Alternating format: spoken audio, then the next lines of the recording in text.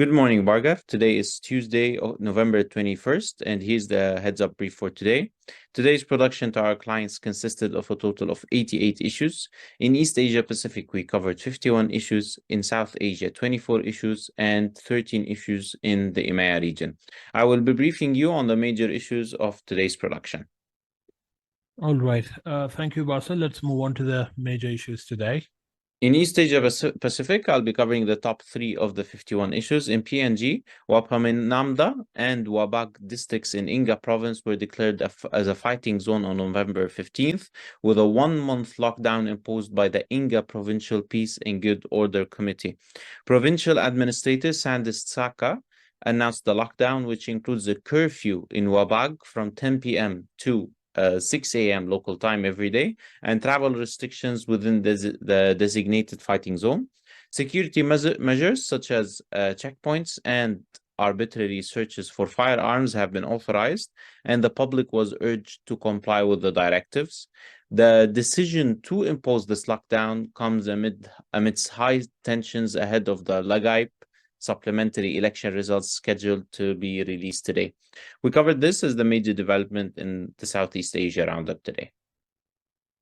All right. Yeah, the violence in the sensitive areas continue to challenge the law enforcement and law and order.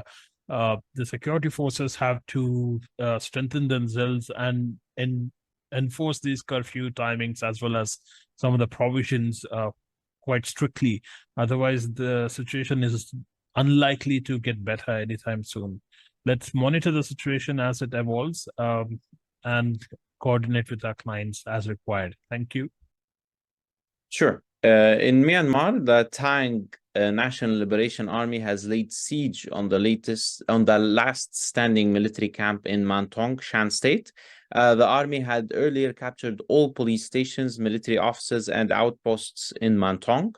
If they succeed in capturing this camp, they will have complete control over the township. Hundreds of locals have been forced to flee after the military started firing heavy weapons from the base in an attempt to stop the TNLA. All right. So this is a matter of concern for the military. They rapidly seem to be losing ground to these ethnic armed organizations. We'll have to track how the conflict evolves in the short to medium term and coordinate with our clients based on their footprint in the region. Please advise the team to do the same. Thank you. Sure, Bhargav. In North Korea, the government has notified its intention to conduct a satellite launch as early as tomorrow, defying warnings from South Korea and violating multiple United Nations resolutions. This would be North Korea's third attempt this year, with previous efforts to put a military reconnaissance satellite into orbit having failed. Japan, South Korea, and the US are coordinating a response. All right. Thank you. In South Asia, I'll be covering the top 2 of the 24 issues. In Bangladesh, the Election Commission announced plans to deploy an additional 747,000 security personnel for the upcoming 12th national parliamentary polls in January next year. This figure excludes the armed forces. The involvement of the armed forces in the election remains undecided, with discussions ongoing. Additionally, the Election Commission stated that it is open to postponing the election date by 5 to 7 days if the opposition party, the Bangladesh Nationalist Party, decides to participate after achieving political consensus.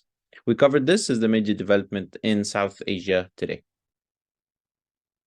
Yes, that's a massive deployment of police personnel. It is important to note that Bangladesh has a history of military interventions or coups in the last 30 years or so.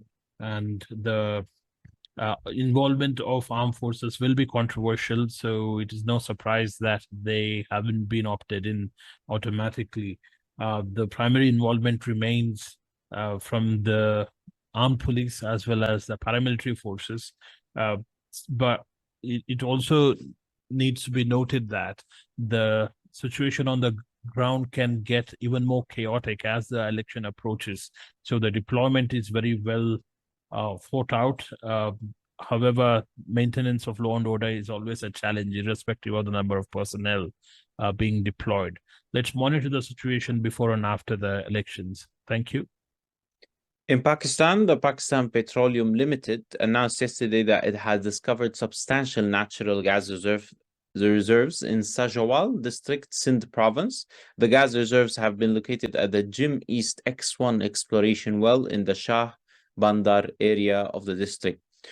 Preliminary reports indicate that the reserve will be able to produce around 236 barrels of condensate per day. All right. So the discovery does seem like a good news for a battered economy, but at the same time, the challenges in terms of governance and economic controls remain. The discovery will mean nothing if it is not channelized towards economic recovery at the national scale. Let's monitor how this unfolds within the national politics. Thank you. Sure. In EMEA, I'll be covering the top 3 of the 13 issues. In Spain, rail workers from the state-owned Renfe operator will go on a 5-day nationwide strike starting November 24th. Other strike days will include November 30th, December 1st, 4th, and 5th. The strike is likely to affect all Renfe services, including short, medium, and long-distance services. Journeys could potentially be delayed or cancelled. We conveyed this to our clients via an advisory message today. All right. Thank you. In Ukraine, U.S. Secretary of Defense Lloyd Austin announced $100 million in new military aid to Ukraine yesterday. Secretary of Defense Austin announced the aid package after a day of meeting with Ukrainian officials, including President Volodymyr Zelensky.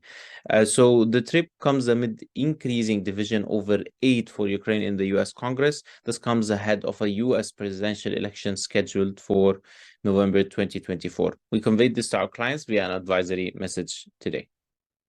All right. Thank you. Concerning the Israeli-Palestinian conflict, the head of Hamas, Ismail Haniyeh, has said that the militant group is almost reaching a ceasefire agreement with Israel. U.S. President Joe Biden yesterday said he believed a ceasefire agreement was imminent.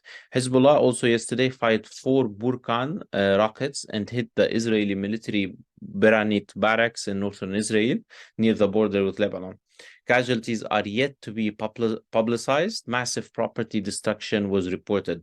We also conveyed this to our clients via an advisory message today.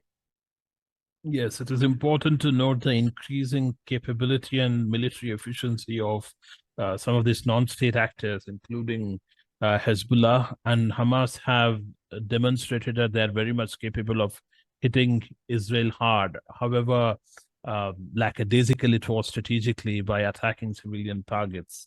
The ceasefire agreement does come as a positive development, but we'll have to see how this plays out within the Israeli political spectrum, as Netanyahu quite openly had claimed that there will be no ceasefire. Let's monitor the situation and update our clients accordingly. Sure. Nothing further from my end. Thank you, Bassel. Thank you.